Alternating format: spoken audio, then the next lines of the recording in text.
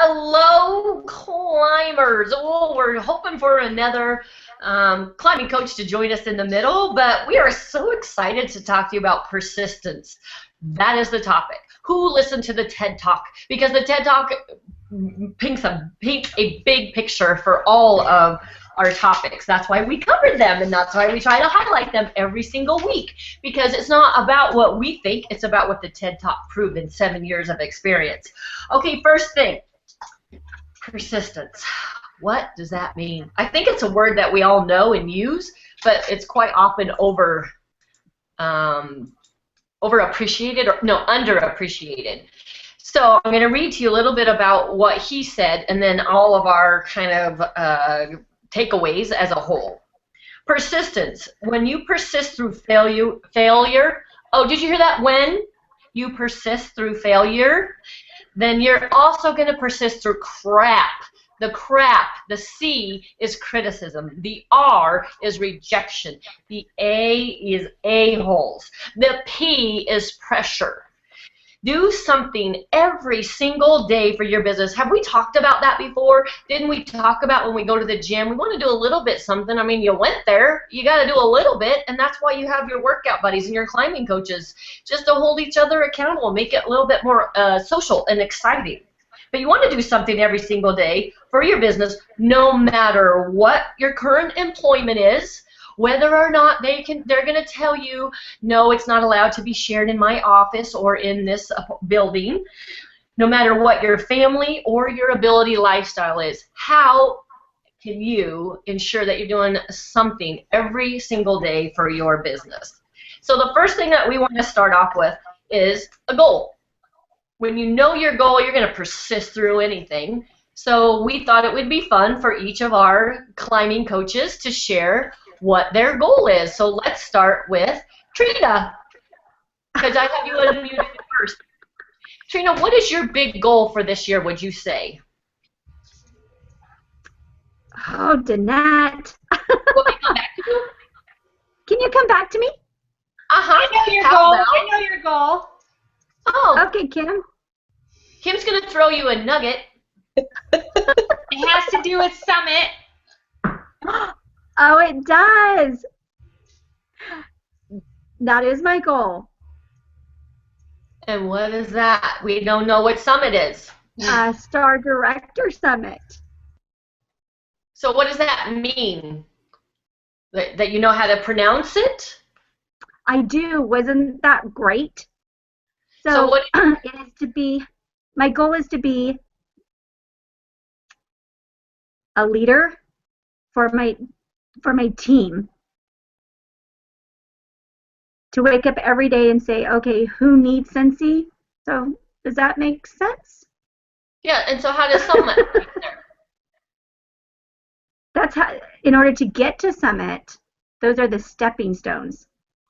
Ah, so Summit is your bullseye. That's what you're really striving for. And then being a good leader is an arrow, and getting your customers, all of those. Okay, I love. How about you, Jess or Kim? Which one? Yes. My goal is to, so go ahead, Jessica. Sorry, go ahead. I'll go last. Okay. My goal is 100,000 lifetime PRV. So for this year, that would put me about 30,000, which would also then help me to earn the incentive trip and get me close to the annual sales award.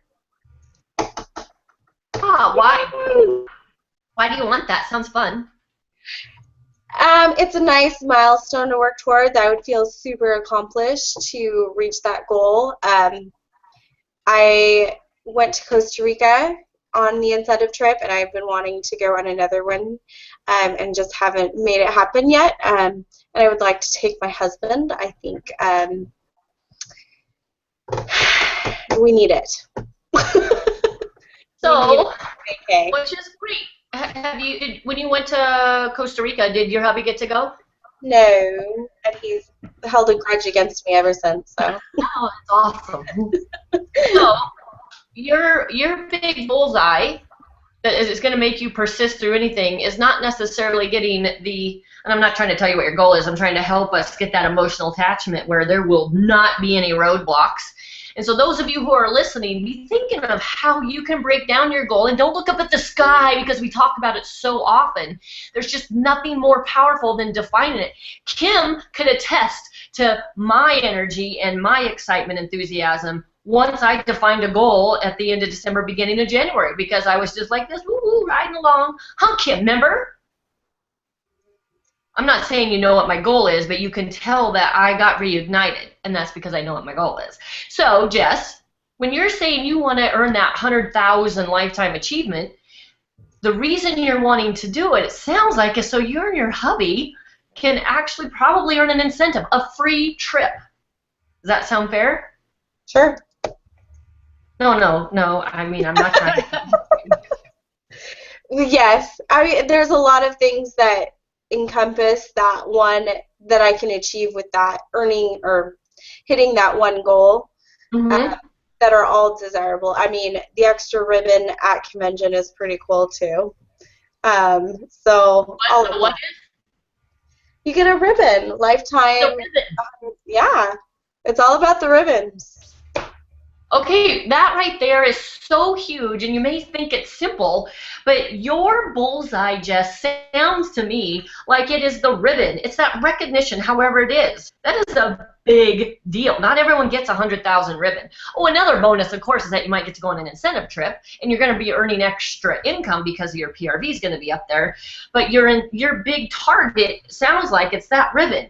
Some of your arrows are getting your PRV to 100,000, working with your team, doing parties, getting people to join, and all of that.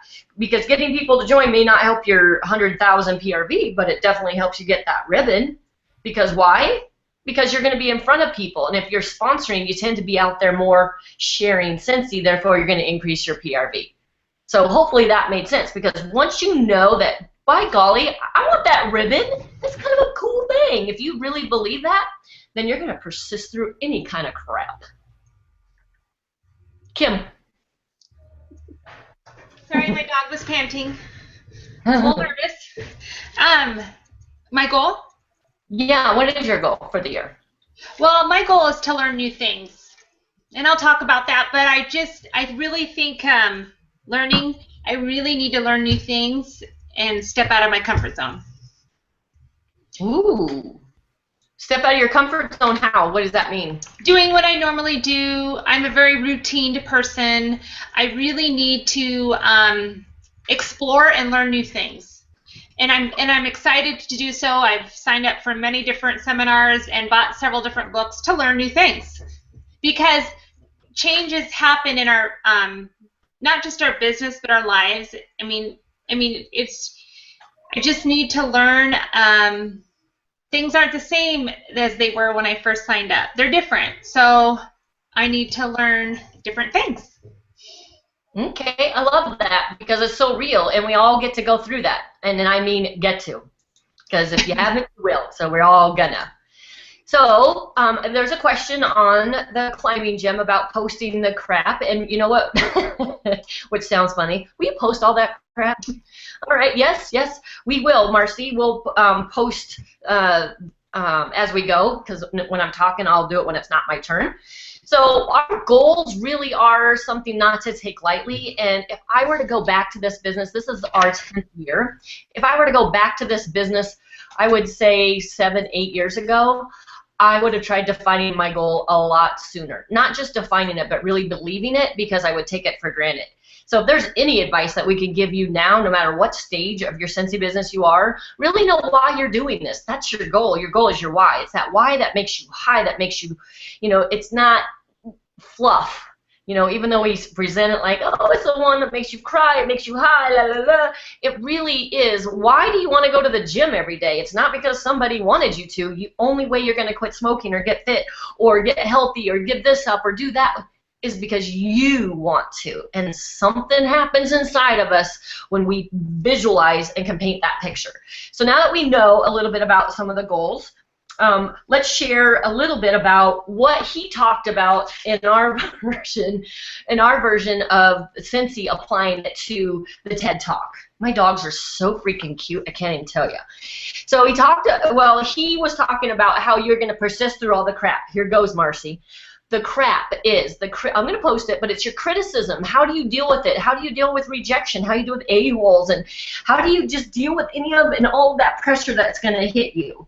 So you can't control all of the conditions, but what can we control? Us. We can control us, and that is it. I think I mentioned it before. That is one thing that I have learned over the years is I really don't get stressed or uptight or irritated over things that I don't have any control over, because you know what? I don't have any control over them. So what good does it do for me to persist, or to stress about it? But I'm going to persist through anything because of that. It helps me. So you can't control your conditions. You can only control your actions to those conditions. You have not tried everything. Have you guys seen that? Like, oh my gosh, how do I get PRV? I've tried everything. You know what? I've tried absolutely everything to get team members to join, and nothing is happening. You know what? I've tried everything to get hosts to book, and no, nobody does it. Well, you know what? The truth is you haven't done everything. And if you're getting the same results, then you know you haven't done everything. So you can't expect to keep doing the same things and get different results. You're going to have to change them. You have to do something different. That means persist. Persistence is the ultimate difference, the upper echelon difference between any kind of success and any kind of failure. Okay, so hopefully you guys have a little idea of how he talks about going through it. So let's ask our super awesome climbing coaches, and we'll start with Kim. Kim, we're going to start with the criticism. How have you persisted through criticism, and give us an example of criticism in your business that you have got to experience. And I'm going to unmute you just a second. Sorry. Let's see, I kind of created something completely different, but criticism, let me think. Okay, so I want to say that... Wait, Kim, can I interrupt? Yes. We're going to go through each of them, the C, R, A, and P, so maybe what you created will fit into the one you were talking about. Yep. Okay, thanks. Yes. No, I got kind of just for one small little smidgen. But anyways, criticism is something that happens, I think, when you first start this business most of all. And then basically when you decide that, oh, you're at this certain point and maybe you've taken a step back, it's your husband, your friends, your family who are saying, well, is it worth it? Maybe you should just quit. Maybe you should try something different. The grass isn't greener on any side of any other track. You know, and most of us have, that are on here, have a team that's growing or have people that have joined our business with us to grow with us. So I really think that overcoming criticism is kind of a different, it goes through different cycles of your business. So just, you know, if you take a step back from your business, criticism is going to happen, and it's whether or not you ingest it or not.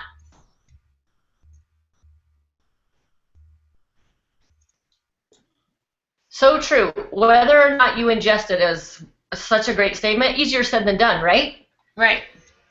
Okay, Jess, tell us where in your business throughout your career that you've got to experience some criticism. What was that criticism, and how did you persist through it? Sure. Gosh, there's so many. I mean, you want everybody to like you. Everybody wants to be likable, right? But not everybody is going to jive with your way of doing things. And so the only thing I can think of is I had a hostess that I met at the Tacoma Food and Gift Festival, and it was a particular year that I swear everyone I met there was crazy in some way. Every person that I got a contact for was like a train wreck. But this hostess, she was about an hour away from me, so I drove an hour to her house. I took a lot of my leftover holiday stock to the party to sell at the party. And at the end of the party, we're going over her hostess credits and things. And for booking the party, she got a free nightlight warmer. And she decided she wanted to take one from my stock instead of me ordering one for her. I said, that's great. So, and I had all these things displayed at her house, and I had put wax in the one that she chose, and didn't clean it out before I was putting it away, because honestly, I had decided I was going to keep that for myself. So I was going to take it home and use it, but she wanted it, so I gave it to her. A couple months after that, she messaged me and let me know she had opened that, and she was totally appalled that there was wax in it. And that she was going to find someone else, and that I was terrible. And so in that moment, at first you just feel like attacked, and you're like, oh my gosh. But then I was like, you know, I gave her guests. I did an auction of some of my stock, because I had a lot of it left over from events. So I had given away a good probably $30 worth of product at her party. And so I just let her know that I was sorry. She was so disappointed. But then I reminded her why there was wax in it, and that it was a free warmer that she received, and all of the, you know, product that I'd given away to her guests out of my own pocket. And then I just had to let it go. And I mean, yes, it was a party, and I thought we connected great during the party, but I can't do business with people who expect things that I can't. You know, they have their standards so high, and I'm human. And so I just don't follow up with her. I just kind of let her go her own way, and I went mine, and everything's just fine. Well, and see, you said a couple of things that were so great, because you know what? Do we get any kind of criticism from a customer? Oh my goodness. But what I love that you said, Jessica, is that you let it go. And boy, is that easier said than done. And two, you decided that she really wasn't bringing value to your life. So you didn't smack talk her. You didn't say anything ill at her, towards her, behind her back or anything. You just let her go and decided that, you know what, you're not for me. How great is that, that we can handle criticism in such a professional way, because we do have to run our business that's duplicatable. And what you were saying, Jess, is probably not duplicatable, nor is it very smart business to be able to do that all the time. But if, you know, every customer is so individual and personal. So thank you for that. Okay, Trina, what would you say in your business is a criticism that you got to overcome? What was it, and then how did you persist through it?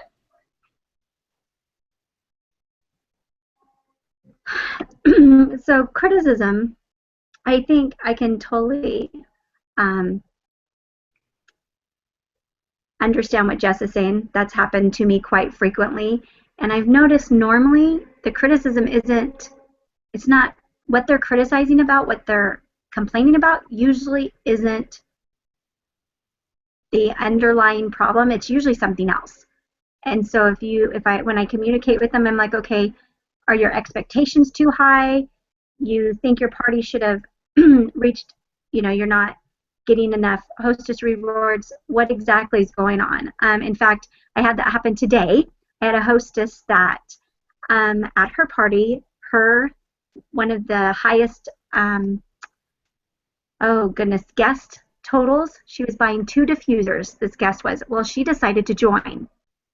Because she joined, the hostess is, you know, her party sales are going to be minus the $230 of her diffuser. And so I explained, and so the hostess was really upset. She was like criticizing, well, she shouldn't join. And so what I essentially called her instead of texting, because the texting was missing, a lot of communication was being lost because of the texting. I just called her and let her know, you know, you're not losing out on any rewards. In fact, all your wish list you're going to get. And as a thank you gift for introducing me to your wonderful friend, I'm throwing in that item you really, really wanted badly. And also, your friend wants to bless you by giving you a half-price item at her first party. So the criticism was about she was fearful that she was missing out. And when I explained to her and I understood why she was criticizing, I was able to overcome that problem, because the problem wasn't. It was truly she was thinking she was missing out. So I think when you're looking at criticism, what Jess said, I understood her to say was truth. Like, she explained what truth was. Truth was, I did all this. The wax actually in that warmer was free. You actually got a free cube of wax and a warmer. And so I think when people criticize, I try to get to the bottom of what's truly going on, not the problem. There's something that's underlining that's making them criticize. And once you know that, you can explain what truth is. And I also think the other important fact is, like she said, not everybody's going to like you.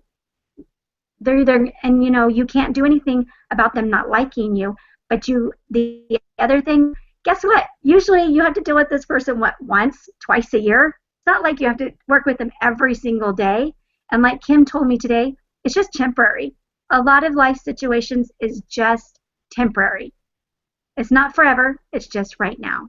So did that answer your question, Danette? Yeah, and what I like where you're going is it really isn't personal. A lot of times people complain because it's their thought out loud, and their initial response or reaction is, what the, you did what, is to kind of, it comes across as attacking, but also how powerful communication is, especially with customers who will become eventually our best hostesses, eventually then our best team members. So that was great.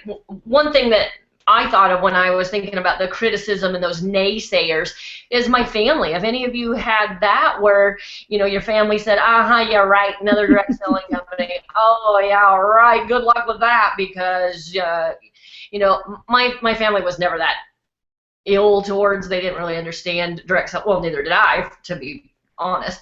But to this day, not one of my family members have ever purchased Scentsy from me. And I'm not going to lie, the first couple of years, it kicked me off. It bothered me. I'm all, come on. But then I realized that, you know what? They were family, so I should be giving it to them. Maybe that's what they expected. I don't know. But I wasn't as comfortable or natural as sharing it as part of my everyday living, eating, breathing. But now they get Scentsy for absolutely every gift, every occasion, everything that comes up, they get Scentsy. Well, and here's the beautiful thing, overcoming that criticism that they thought, yeah, well, their criticism was not that they didn't think I was going to make it, they just didn't think this industry was anything of value, nor was the fact that they needed to support me for me to make it. They could do it, take it or leave it. So I took it personally initially, like, why wouldn't you buy a bar? But they didn't have a warmer, so I had to give them a warmer. But the beautiful thing that came of that is the referrals after referrals after referrals accidentally. I didn't realize that the more I gave them, the more they'd say, oh, my sister sells Scentsy, you should get a hold of her. Someone would come in and they say, oh my gosh, my sister. So then it became this win-win, and I started to, let them know, just send them random things. Thank you so much for sharing me. I appreciate that. That was their way of supporting me. And that was just one way to overcome that criticism, is to be a giver. And we hear about that and we talk about that, but we can't underestimate the power of giving. You get back so much more, not just in your heart. Those referrals, those unspoken, unwritten referrals are crazy powerful in this business. So now let's go on to something that probably no one here has ever got to experience, and that is rejection. Woo, woo. And we're going to start with Jess this time. So, Kim, I covered you, right? I had this moment. You shared, right? I just froze. You know how you do that when you're thinking? Oh my gosh, did I forget something? Yeah, raise your hand if I forget you.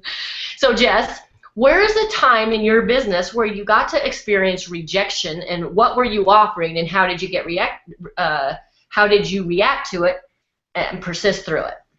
Okay. So the first time I ever found out that one of my customers joined another team, we had worked together previously, and she had contacted me via Facebook to host a party, and I was like, great.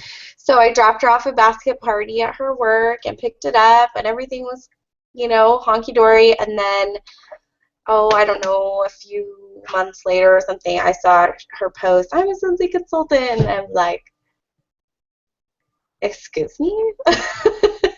um, so, but that gave me a really great opportunity to self-reflect and figure out what I was lacking. First of all, I didn't ask her. That was my first mistake. Second of all, I had to reevaluate the persona I was putting out, my brand, and if I were to see myself, would I be excited to join her team? So I think at that point, that's when I really started to dig deep in my business and start peeling away those layers of insecurity that I had and throwing all of my big long list of things I would never do, and really started to dig deep and go all in and decide that I really wanted to do this.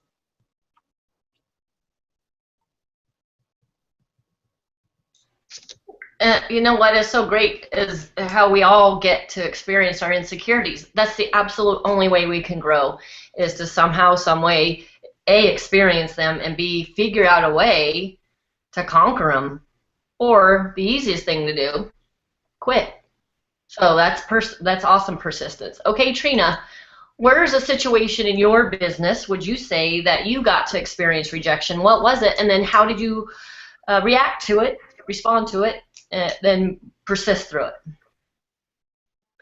Well, when I began, I loved fairs and shows, and I would call them up, the fair board, and say, "Hey, this is Trina Blocker. I'm a Sensi consultant. I was just wondering, do you have a Sensi consultant? Do you know what they are at your fair?" And I kept hearing no, and no, and no. "Oh, we already have a Sensi consultant." And I'm like, I've joined too late. And, I figured, you know what? I'm not going to stop. I kept calling and calling, and pretty soon somebody said yes. And I'd say, "Can I get put on the waiting list?" And they had put me on the waiting list. And it took about 2 years, but now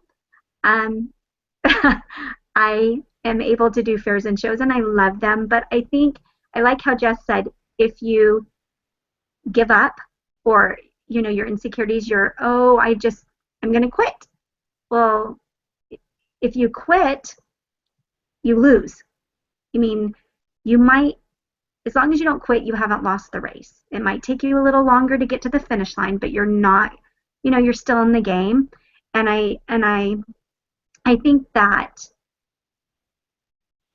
hearing no is always, we take it personal.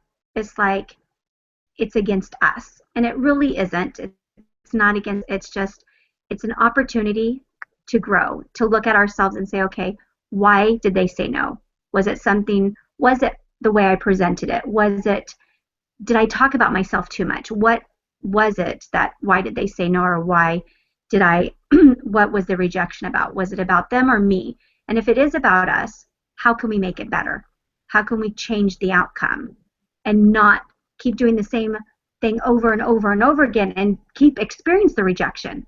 Because we can control if we're going to get it rejected, if it was something that we did to be offensive to that person. Does that make sense? Yeah, that's so great. And, it makes me think of how powerful empathy is. Empathy is our ability to not just put ourselves in someone else's shoe, in my opinion, but it's also to feel how that person would feel if they were being approached or talked to by you. And then how would I want to be asked or invited? And then what would my response be? What would be natural? So, yeah, when you persist through the no's, then you know what? They become such a natural everyday reaction, I guess, where you get equally emotionally attached to them as you do the yeses. Because really, to me, I thrive, I grow more on my nose because it allows me to get to chat with them more, and I'm all about constantly trying to learn about the business, but learn about them. So that's how you persist. Kim, where's a time in your business where you got to experience rejection, and then what was it, and how did you respond to it? Gosh, there's so much in the 8 years I've been with Sensi.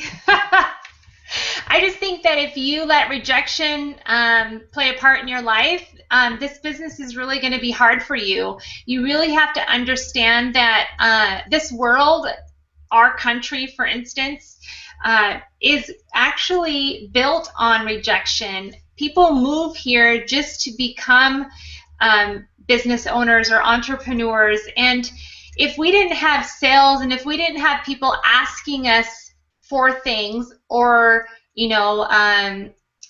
asking us to do things, there would be, and if everybody just said yes, it wouldn't be right. So I just think that in what I can think of mainly is, in the beginning I was a little bit more, I know what I'm doing wrong now, as far as, well, I'm getting more rejections about the business because I've been doing business a little bit different.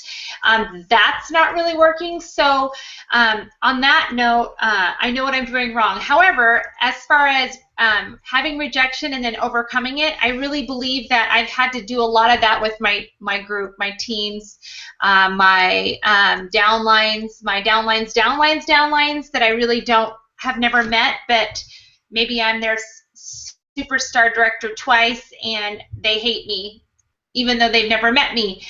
So sometimes those first initial emails that I get are really hard on me because I really take them personal. And then I realized that they're upset because they aren't being helped, or they're not being understood. That's the big one. They're not being understood by somebody that they thought they should be understood by. But everyone's different. Everybody plays this game different. Everybody's in this business differently for different reasons, and that's what you need to figure out with your team members. And shout outs are great, but you're not going to know everybody. You cannot do it all. And it used to really hurt my feelings, but I've just realized that I can only do the best I can by answering them, telling them that I am here for them at any point, at any time. If anybody's ever reached out to me, I'm always there. So no matter where they're at in my genealogy, and I think that if that plays a part in your business, your teams will pass that down into their businesses, and it'll keep overflowing all the way down. So overcoming that's been an obstacle because it's painful, but I've been getting over it. I've been trying to do the best I can. So yeah. Which is great, because that is, like we were saying, that's all we can do, and that's all we can control. But boy, is it a mind game. And we think we venture into this business to find success, but what we really end up doing is finding ourselves. And there's nothing more profound than that, because it allows us to be genuine and authentic, and that's how you'll grow your business. So let's go on to, the a-holes. Has anyone got to deal with somebody in your business, a customer, a team member, an upline, a downline, a host, a situation, a complete stranger when you're approaching them that completely was just so off base, and you couldn't help but have that little inner boom kind of feeling? So we're going to start with you, Trina. What would you say is, or please don't name names, we don't need to hear names, but where's a situation in your business where you got to deal with a very difficult person, and then how did you respond to them and persist through that? And yeah, I like how Kim is adding that, it makes you better.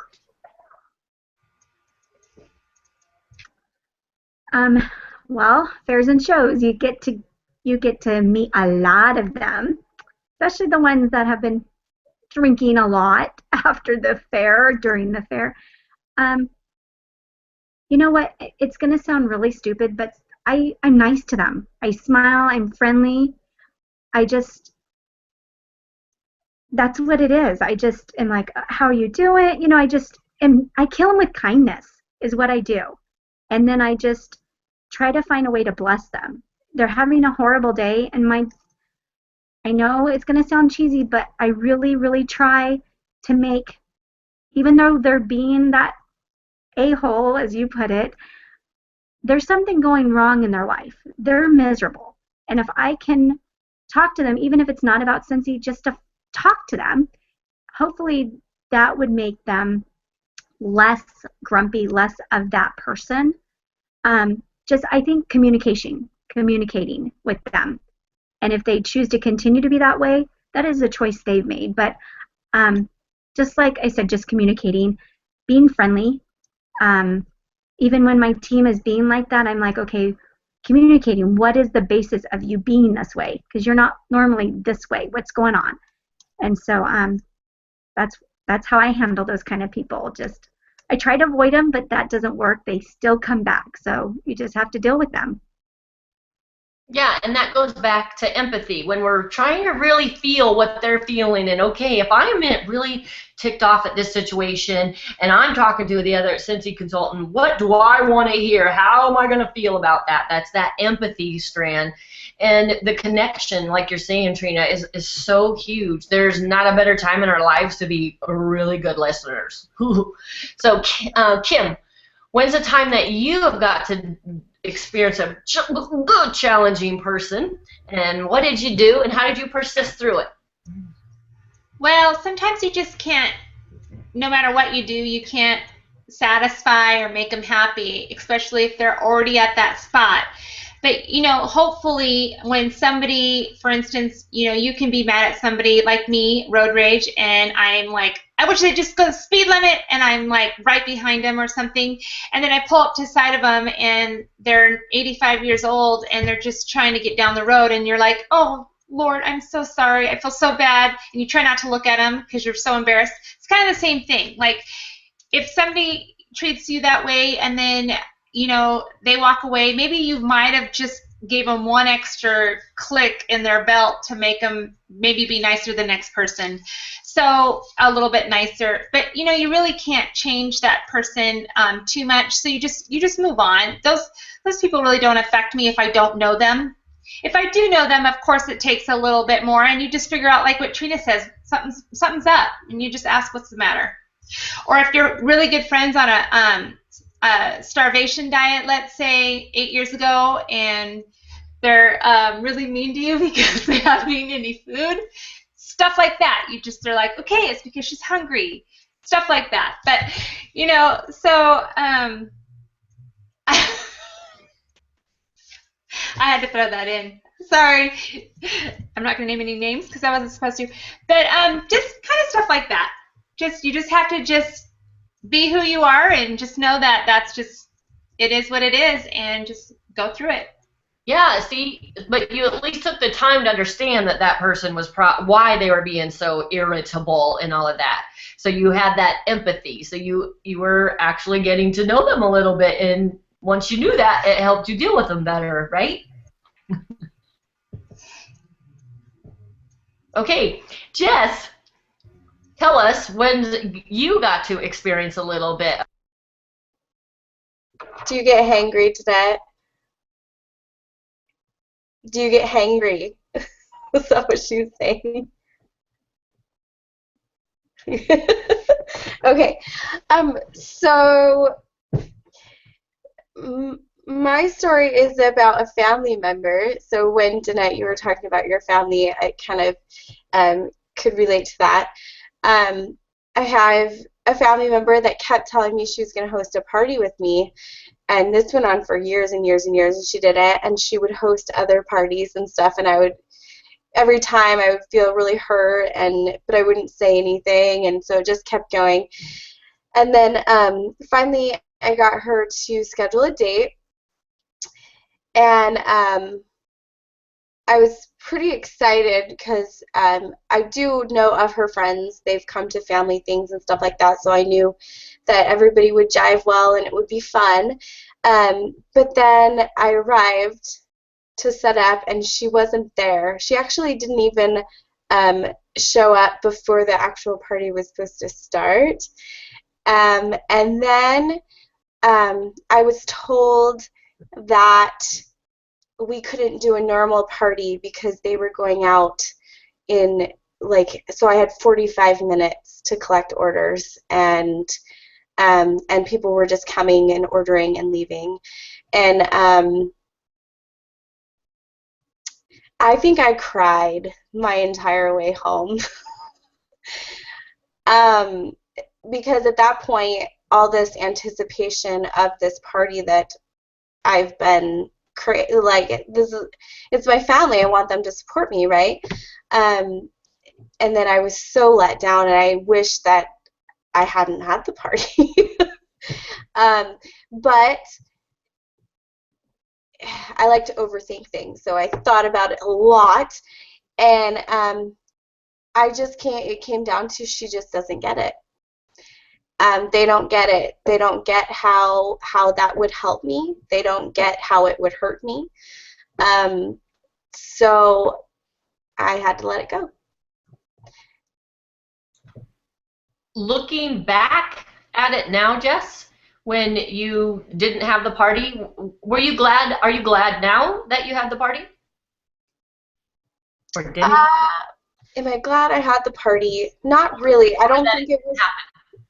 I don't think it was worth the preparation because I had planned this elaborate game that we didn't get to play. So, I mean, it really wasn't worth my drive time. It wasn't. I think she had a minimum party, but it was just so.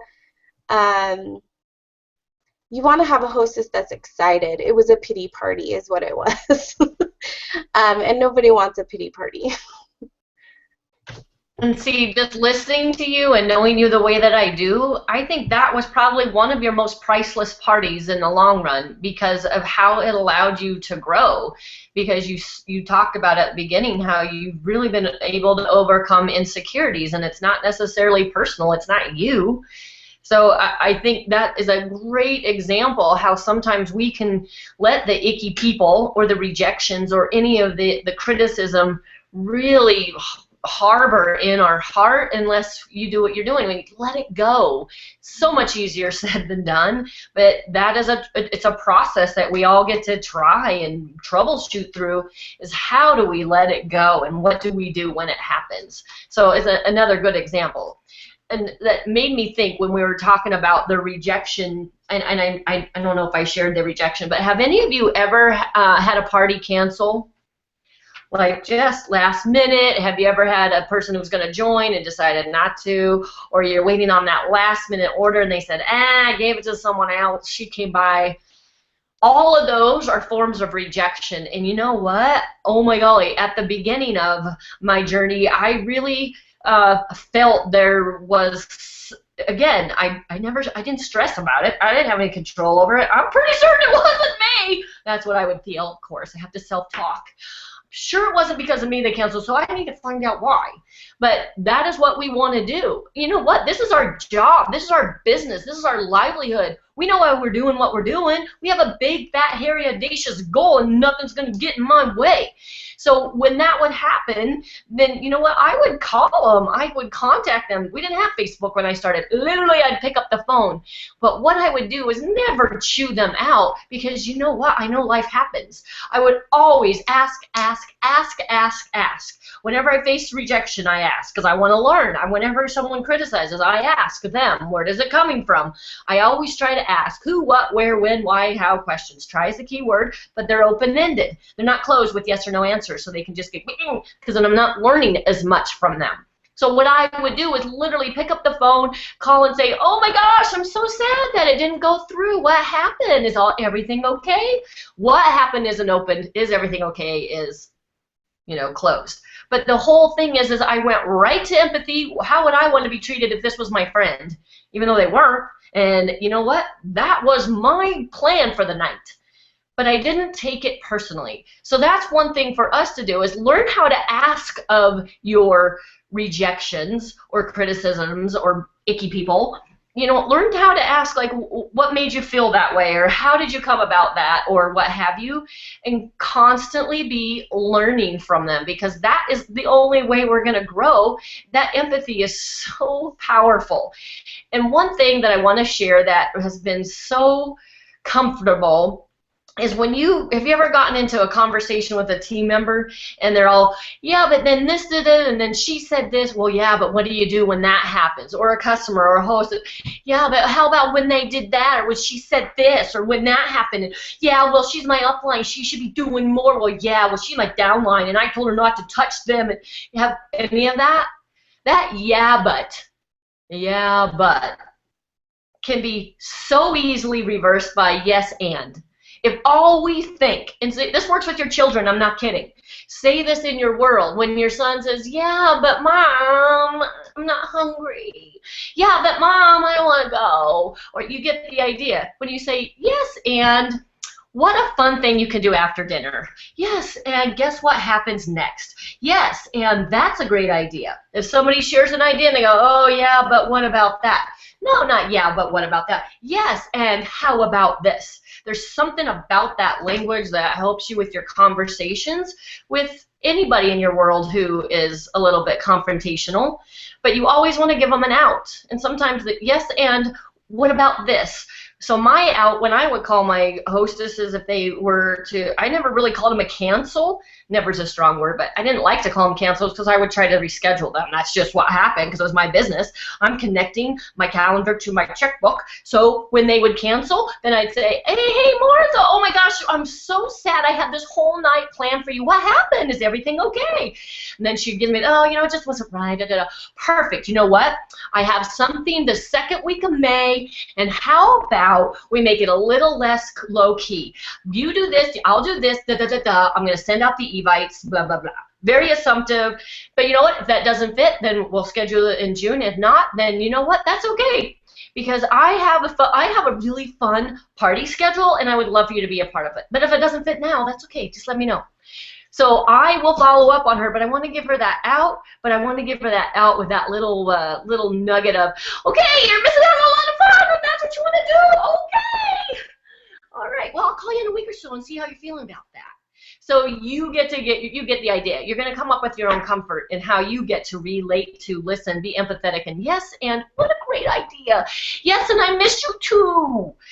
So there you have that. Okay, last one of crap, how we all get to deal with it. And Kim, we'll start with you. How do you get to deal with a...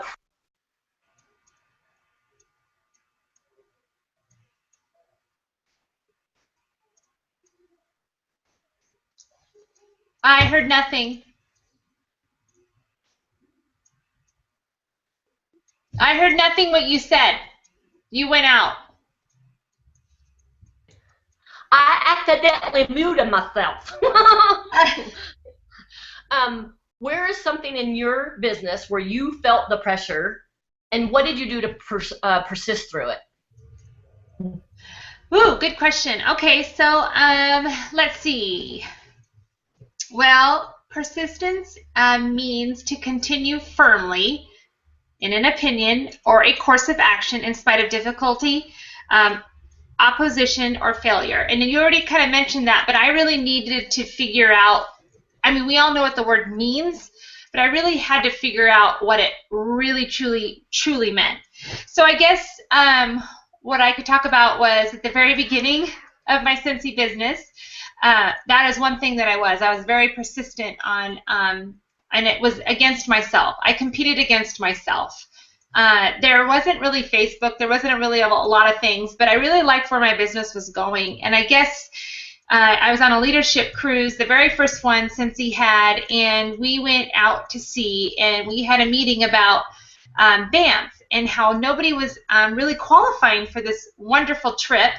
And a lot of the executives were like, okay, well, something's got to happen. And I was already devastated. I think the qualifying period was going to be over in about a week or two, not very much longer. And I knew that I was not going to make it, period. It was just so far out of my reach. There was no way I was going to reach it. So kind of gave up a little bit.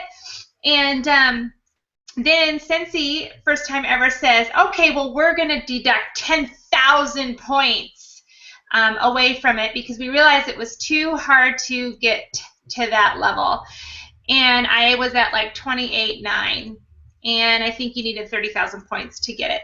So I was literally brokenhearted, devastated, worked my tail off. I think I was exactly 1 year in when they made that announcement, like by the day almost. So it was heartbreaking to me, and I was devastated.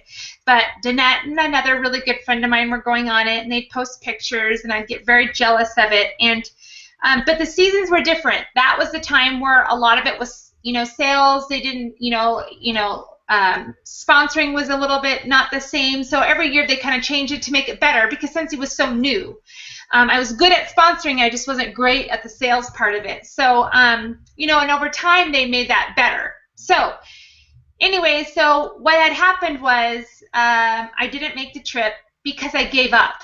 I mean, I did. I gave up. And if I knew I would have made it if I would have worked harder that last little couple of weeks. And I really think that is the key to a lot of choices we make as when we're pursuing something. You need to pursue it to the very end because if not, if you gave it all your all, you'll know that you gave it your all. And there is nothing other that you could have done. When you know you don't give it your all, it's always going to stick with you, and you're always going to feel bad about it because you didn't, and you know why you didn't. I know why I didn't win that trip. So I really think that that it goes along with running as well. Running's the exact same thing. A lot of people can give up one bad thought, one negative activity, you're toast. And I think that I learned a lot. So a couple months later, because I had worked so hard for those 6 months for that trip, I became a superstar director because I worked so hard for it. So in return, my business had grown tenfold, and I earned a trip to Alaska when I didn't even try to earn the trip to Alaska.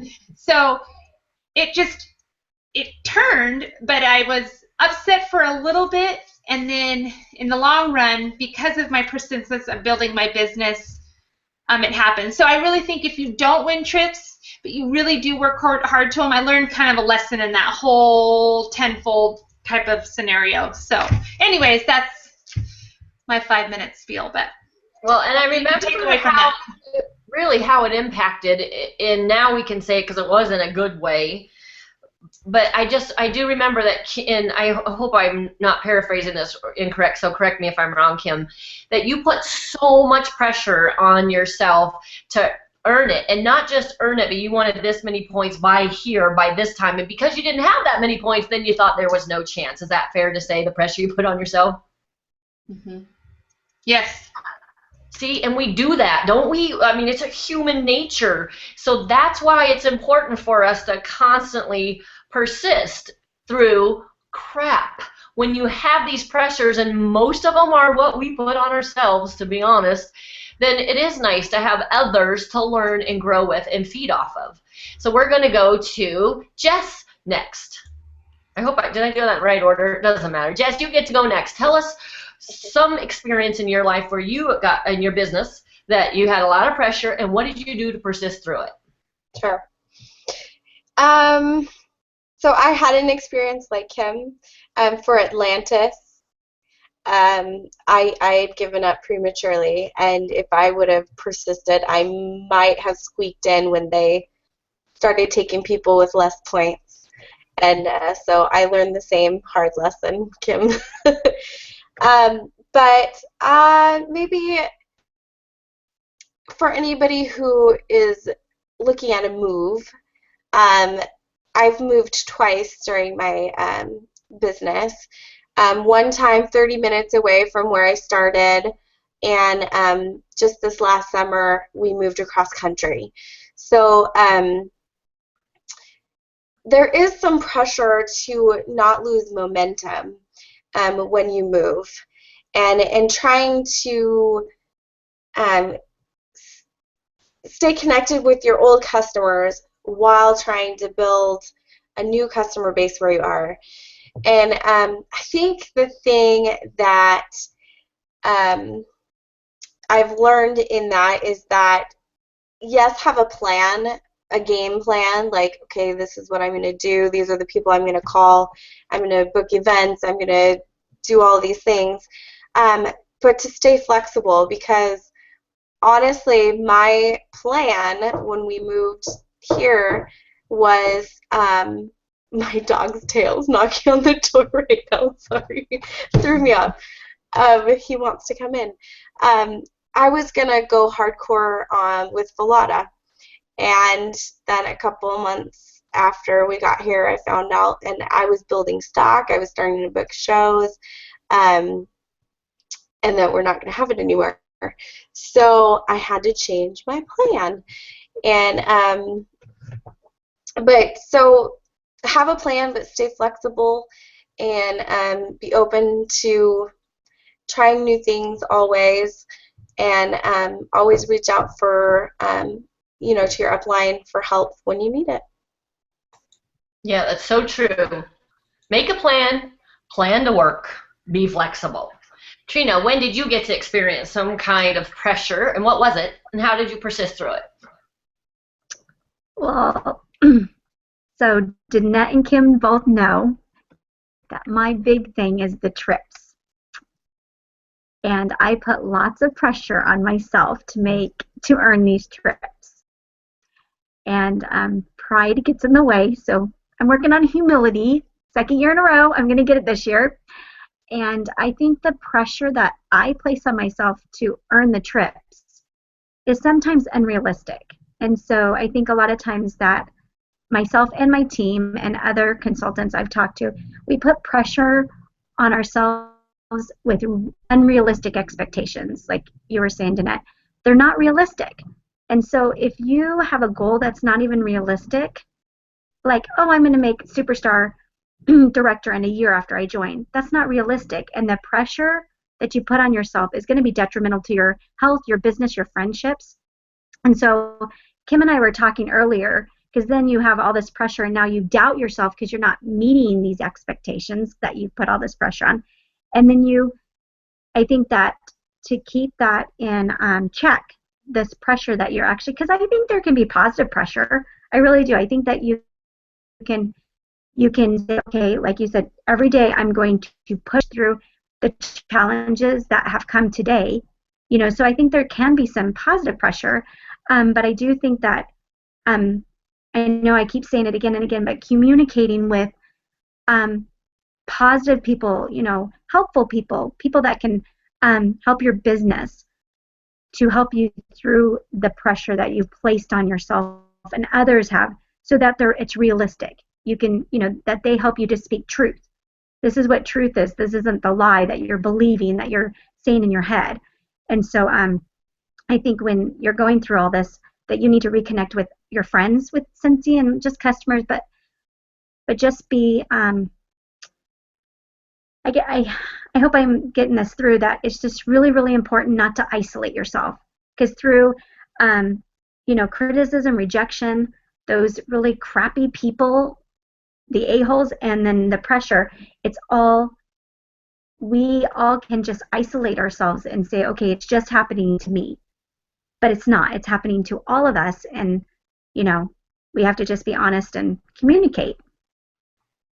It's so true, and we say that a lot, right? That we are in business for ourselves, but never by ourselves. So that's such a good thought, Trina. It makes me think of the pressures we put on ourselves to satisfy team members, and the pressures we put on ourselves to satisfy our families and work our business, and then sometimes we feel torn because we're feeling like we're not as committed or dedicated and all of that. But when you know what your goal, why you're doing what you're doing, when you know who you are and what you represent, then you know what, you will persist. And yeah, Trina, you know what, it's good to have some pressure. That positive pressure is the fun. We got to keep the fun. So we have a question that was posted on the Climbing Gym.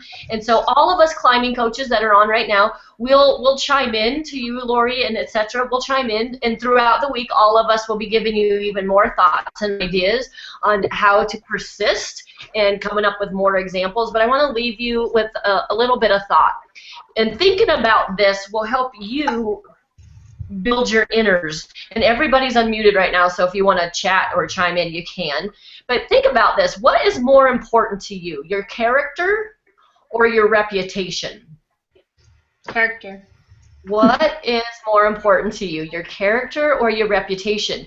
And when you think about that, you're welcome to share it, but more importantly, if you really can honestly say that your character is of more value, because your reputation you don't get to control. You only control your own character.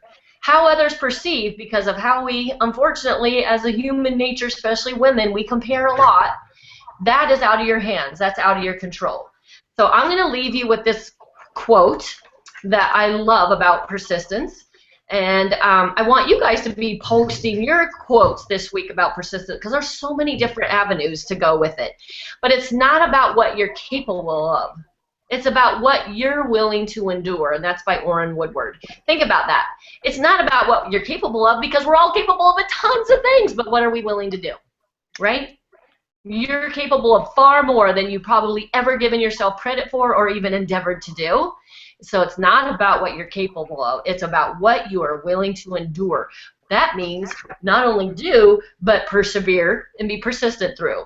Okay? So think about the rivers that go through the rocks. Those rivers, you know how they what is it, a stream. You know when there's big rocks and then eventually there's a little stream going through the rocks? Do you think it's because the water's super strong? No! It's just honkin' persistent. It takes years and years and years. But you know what? It's not going to go back. The water keeps going. And you know what it reminds me of? The tortoise and the hare. The hare was so persistent. And you know what? You saw these people, because the tortoise could have compared himself with the hare all the way at the beginning or all the way at the front, and I have no chance. But nope, slow and steady wins the race. This is not really a race. This is your business.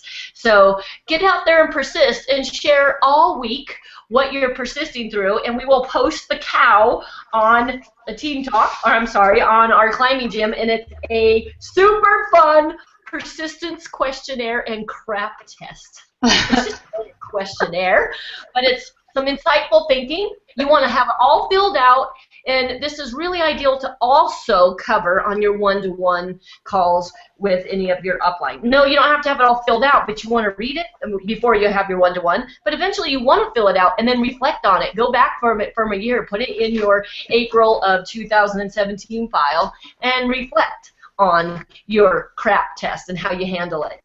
Okay, climbers, we had a plethora of information. Thanks for your patience, and keep on climbing. Bye-bye. Thanks, you guys. They were awesome, coaches. Bye.